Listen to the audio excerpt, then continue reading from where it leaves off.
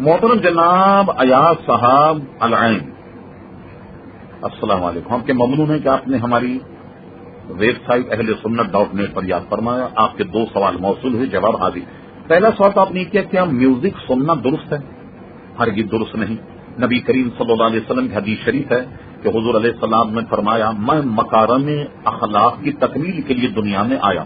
یعنی میری بعثت کا مطلب یہ ہے کہ میں مکارم اخلاق کی تکمیل کر دوں. اور وہیں یہ بھی آپ نے ارشاد فرمایا کہ میری بعثت کا یعنی دنیا میں آنے کا ایک مقصد یہ بھی ہے کہ میں تمام مزامیر کو توڑ دوں، یعنی موسیقی کے جتنے آلات ان کو توڑ دیا جائے. یہ میری بعثت کے مقاصد میں سے ایک مقصد ہے، اس لیے میوزک کا سننا جائز نہیں. دوسرا سوال آپ نے یہ کیا کہ کیا نعت شریف کو میوزک کے ساتھ پڑھنا جائز ہے؟ نعت مقدسہ ایک عبادت ہے، نبی کریم علیہ السلام کی تعریف اور توصیف کا ایک بہت بڑا ذریعہ ہے. عشق مصطفیٰ دل اور دماغ میں اجاگر کرنے کا بہترین ذریعہ ہے.